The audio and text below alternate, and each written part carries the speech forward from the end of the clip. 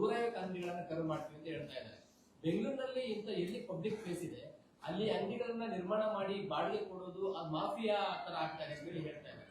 ಆ ರೀತಿ ಎಷ್ಟು ಮಾಫಿಯಾ ಮಾಡ್ಕೊಂಡಿದ್ದಾರೆ ಎಷ್ಟು ಮಾಡಿದ್ದಾರೆ ಅಂತ, ಎಷ್ಟು ಮಾಫಿಯಾ ಇದ್ದಾರೆ ಅಂತ ನೀವೇ ಹೇಳ್ಬೇಕು ನನ್ಗೆ. ನೋಡಿ, ಈಗ ಇರೋ ಪರಿಸ್ಥಿತಿಗಳು ಇರೋ ಪರಿಸ್ಥಿತಿಗಳು ಇದ್ದೇ ಇದಾವೆ ಆಯ್ತಾ. ಇದೆಲ್ಲ ಇವತ್ತೊಂದು ನೆನ್ನೆದಲ್ಲ ಮೊನ್ನೆದಲ್ಲ, 16 ವರ್ಷಗಳಿಂದ ಏನೇನೋ ವ್ಯವಸ್ಥೆಗಳು ಇಲ್ಲಿ ನಡ್ಕೊಂಡು ಬಂದಿದಾವೆ. ಕಷ್ಟಪಟ್ಟು ಬೆವರು ಸುರಿಸಿ ದುಡಿಯೋರು ಇದ್ದಾರೆ. ಬೆವರು ಸುರಿಸಿ ದುಡಿಯೋರ್ನ ಶೋಷಣೆ ಮಾಡುವಂತ ವ್ಯವಸ್ಥೆಗಳು ಇದಾವೆ ಆಯ್ತಾ. ಆ ಶೋಷಣೆಯನ್ನ ಮಾಡ್ತಾ ಮಾಡ್ತಾ ನಾವು ಅಮಾಯಕರು ಅಂತೇಳಿ ಅದನ್ನ ಪ್ರತಿಬಿಂಬಿಸ್ತಕ್ಕಂಥ ವ್ಯವಸ್ಥೆಗಳು ಕೂಡ ಇದಾವೆ. ಅಂದ್ರೆ ಇವೆಲ್ಲ ಬೆಂಗಳೂರಿನಲ್ಲಿ ಒಂಥರ ಪಾರ್ಟ್ ಅಂಡ್ ಪಾರ್ಸೆಲ್ ಆಗ್ಬಿಟ್ಟಿದೆ. ಆದ್ರೆ ನಾವು ಕಾನೂನು ಪ್ರಕಾರವಾಗಿ ಏನ್ ಮಾಡ್ಬೇಕು ಅದನ್ನ ಮಾಡ್ಕೊಂಡು ಹೋಗೋದು ಅಷ್ಟೇ ನಮ್ಗೆ ಮಾಡ್ಬೋದು. ಬಿಟ್ರೆ ಈಗ ಈ ತರ ಎಷ್ಟು ಕಡೆ ಇದೆ, ಎಷ್ಟು ವ್ಯವಸ್ಥೆ ಇದೆ ಬೆಂಗಳೂರು ನಿಮ್ಗೆ ಗೊತ್ತು. 18,000 ಕಿಲೋಮೀಟರ್ ರಸ್ತೆಗಳಿದೆ ಅಂತಂದ್ರೆ ಲೆಕ್ಕ ಹಾಕೊಳ್ಳಿ. ಬೆಂಗಳೂರು ಎಲ್ಲಿಂದ ಎಲ್ಲಿವರೆಗೆ ಯಾರಿಗೆ ಊಹೆಗೆ ಸಿಗುವಂತ ಊಹೆ ಮೀರಿ ಬೆಳೆದು ಹೋಗಿದೆ. ಎನಿವೆ, ಈ ಕೇಸ್ ಬಗ್ಗೆ ತಮ್ಗೆ ಹೇಳೋದಾದ್ರೆ ಅವರು ಸುಮಾರು ಅಂಗಡಿಗಳನ್ನ ಅಲ್ಲಿ ಕಟ್ಕೊಂಡ್ಬಿಟ್ಟಿದ್ದಾರೆ. ಫುಟ್ಪಾತ್ ಮೇಲೆ ಪರ್ಮನೆಂಟ್ ಅಂಗಡಿಗಳನ್ನ ಕಟ್ಕೊಂಡ್ಬಿಟ್ಟಿದ್ದಾರೆ. ಶೀಟು, ಶಟರು, ಏನಂತೀರ ಶಟರ್ಗೆ ಅಲ್ಲ, ಇದು ರೋಲಿಂಗ್ ಶಟರ್ ಹಾಕೊಂಡು ಎಲೆಕ್ಟ್ರಿಕಲ್ ಕನೆಕ್ಷನ್ ತಗೊಂಡ್ಬಿಟ್ಟು ಪರ್ಮನೆಂಟ್ ಆಗಿ ಮಾಡ್ಕೊಂಡ್ಬಿಟ್ಟಿದ್ದಾರೆ. ಇವ್ರನ್ನ ತೆರವು ಮಾಡಬೇಕು ಅಂದಾಗ ಅವರೆಲ್ಲ ಕೋರ್ಟ್ಗೆ ಹೋಗಿ ಒಂದು 6 ಜನ case ಹಾಕೊಂಡ್ರು.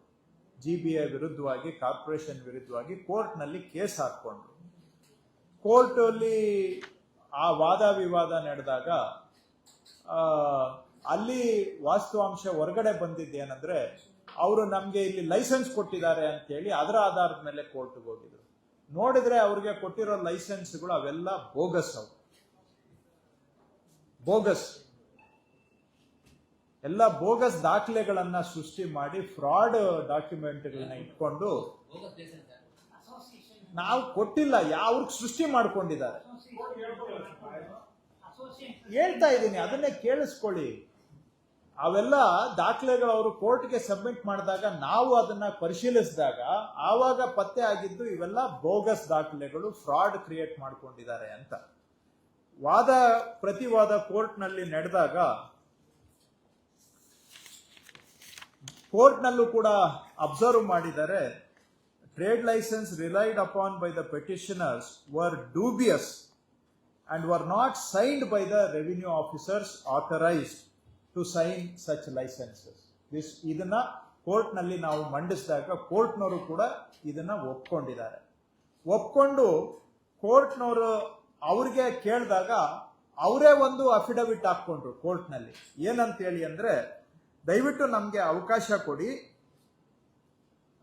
The petitioners themselves filed an affidavits before the Honorable High Court stating that they were ready to surrender the premises under their occupation. So ಅವರೇ ಅಫಿಡವಿಟ್ ಹಾಕೊಂಡ್ರು, ನಾವು ಈ ಜಾಗವನ್ನ ವಾಪಸ್ಸು ಸರೆಂಡರ್ ಮಾಡ್ತೀವಿ ಅಂತ ಹೇಳಿ ಅಂತ. ಸೊ ಈಗ ವಾದ ಪ್ರತಿವಾದವನ್ನ ಕೇಳ್ಬಿಟ್ಟು ಕೋರ್ಟ್ನವರು ಒಂದು 2-3 ಸೂಚನೆ ಕೊಟ್ರು. ಕೋರ್ಟ್ ಆದೇಶ ಬಂದಿದ್ದು ಜುಲೈ 17ನೇ ತಾರೀಕು.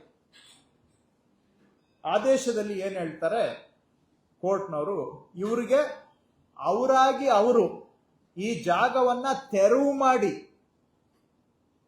ಆ ಜಾಗವನ್ನ ವಾಪಸ್ಸು ಪಾಲಿಕೆಗೆ ಬಿಟ್ಟು ಕೊಡೋದಕ್ಕೆ ಅವರಿಗೆ 15 ದಿನ ಸಮಯ ಕೊಡಿ.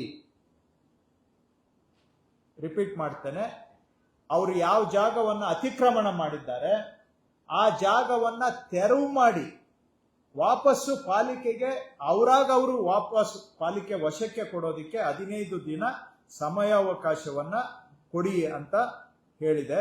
ಹಾಗೂ 15 ದಿನದಲ್ಲಿ ಅವರೇ ವಾಪಸ್ ಕೊಡ್ಲಿಲ್ಲ ಅಂತ ಹೇಳಿದ್ರೆ ಪಾಲಿಕೆ ಅಧಿಕಾರಿಗಳು ಯಾವುದೇ ಫರ್ದರ್ ನೋಟಿಸ್ ಕೊಡೋ ಅವಶ್ಯಕತೆ ಇರೋದಿಲ್ಲ, ಹೋಗಿ ಅದನ್ನ ತೆರವು ಮಾಡಬೇಕು ಅಂತ ಹೇಳಿದ್ದಾರೆ ಕೋರ್ಟ್ನಲ್ಲಿ. 17ನೇ ತಾರೀಕು 7ನೇ ತಿಂಗಳು. ಅದೇ ಸ್ಪಾಟ್ದೆ. ಇದು ನಾನು ಈಗ ಮಾತಾಡ್ತಾ ಇರೋದು ಇವತ್ತು ಕಾರ್ಯಾಚರಣೆ ಆಗ್ತಾ ಇರುವ ಆ ಜಾಗದ್ದೇ. ಕೋರ್ಟ್ ಅಲ್ಲಿ ಯಾವ ಜಾಗ ಅಂತ ಸ್ಕೆಚ್ಚು ಕೂಡ ಸರ್ವೆ ಸ್ಕೆಚ್ ತರಿಸ್ಕೊಂಡು ಅದ್ರ ಮೇಲೆ ಆದೇಶ ಮಾಡಿದ್ದಾರೆ. ಯಾಕಂದ್ರೆ ಇದು ಎಲ್ಲಿಗೋ ಮಾಡಿದ್ದಾರೆ ಅದು ಇದು ಅನ್ನುವಂತ ಊಹಾಪೋಹಗಳಿಗೆ ಅವಕಾಶನೇ ಇಲ್ಲ. ಸ್ಕೆಚ್ ಕೋರ್ಟ್ಗೆ ಸಬ್ಮಿಟ್ ಆಗಿದೆ, ಈ ಸ್ಕೆಚ್ ಆಧಾರದ ಮೇಲೆನೆ ಆದೇಶ ಮಾಡಿದ್ದಾರೆ. ಸೊ ಹಾಗಾಗಿ ಅವರು 15 ದಿನ ಅವ್ರಿಗೆ ಸಮಯ ಕಳೆದು ಇನ್ನೂ ಹೆಚ್ಚು ಟೈಮ್ ಕೊಟ್ಟಾಗಿದೆ. ಆದರೂ ಕೂಡ ಅವರು ತೆರವು ಮಾಡ್ಕೊಳ್ದೆ ಹೋದಾಗ ಅವರು ಇವತ್ತು ಕೋರ್ಟ್ನ ನಿರ್ದೇಶನದಂತೆ ತೆರವು ಕಾರ್ಯಾಚರಣೆಯನ್ನ ಇವತ್ತು ಮಾಡ್ತಾ ಇದ್ದಾರೆ. ನೀವು ನಿಮಗೆ ಕೆಲವರು ಮಾಧ್ಯಮದವರು ಫೋನ್ ಮಾಡಿ ನನಗೆ ಕೇಳಿದ್ರು, ಏನ್ ಸರ್ ಈ ತರ ಈ ಒಂದೊಂದು ಲೈಸೆನ್ಸ್ಗೆ 3 ಲಕ್ಷ 4 ಲಕ್ಷ ಕೊಟ್ಟು ಇವೆಲ್ಲ ಬೋಗಸ್ ದಾಖಲೆಗಳನ್ನ ತಗೊಂಡಿದ್ದೀವಿ ಅಂತ ಅವ್ರು ಹೇಳ್ತಾ ಇದ್ದಾರೆ. 3-4 ಲಕ್ಷ ಕಲೆಕ್ಟ್ ಮಾಡಿದ್ದಾರೆ ಒಂದೊಂದು ಲೈಸೆನ್ಸ್ಗೆ. ಇದ್ರ ಬಗ್ಗೆ ನಿಮ್ಮದು ಏನು ಅಭಿಪ್ರಾಯ ಅಂತ ಇಲ್ಲಿ ಬಂದ ತಕ್ಷಣ ಒಂದಿಬ್ಬರು ಬಂದು ನಿಮ್ಮ ಸ್ನೇಹಿತರು ನನಗೆ ಕೇಳಿದ್ರು.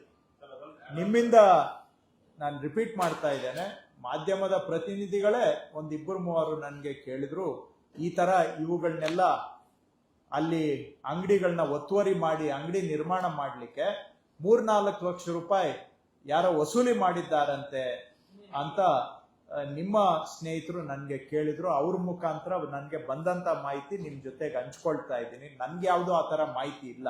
ಯಾರು ಕಲೆಕ್ಟ್ ಮಾಡಿದ್ರು ಏನು ನನ್ಗೂ ಗೊತ್ತಿಲ್ಲ. ಆದ್ರೆ ನಿಮ್ ಸ್ನೇಹಿತರು ನನ್ಗೆ ಪ್ರಶ್ನೆ ಮಾಡಿದ್ದನ್ನ ನಾನು ಆ ಮಾಹಿತಿಯನ್ನ ತಮ್ಮ ಜೊತೆಗೆ ಹಂಚ್ಕೊಳ್ತಾ ಇದ್ದೇನೆ. ಅಲ್ಲಿ ಅವರು ಮಾತಾಡ್ತಾ ಇದ್ದಾರೆ 3-4 ಲಕ್ಷ ರೂಪಾಯಿ ಈ ತರ ಎಲ್ಲ ವಸೂಲಿ ಮಾಡಿ ಈ ಅತಿಕ್ರಮಣಕ್ಕೆ ನಮ್ಗೆ ಮಾಡಿಕೊಟ್ಟಿದ್ದಾರೆ ಅಂತ. ಯಾರು ವಸೂಲಿ ಮಾಡಿದ್ರು ಏನು ಬೇಕಾದ್ರೆ ನಾನು ಅದನ್ನ ಚೆಕ್ ಮಾಡಿಸ್ತೇನೆ. ಈಗ ವ್ಯಾಪಾರಸ್ಥರು ಮಾತಾಡಿಸ್ತೀವಿ, ಯಾರೋ ಬೆಳಗ್ಗೆ 4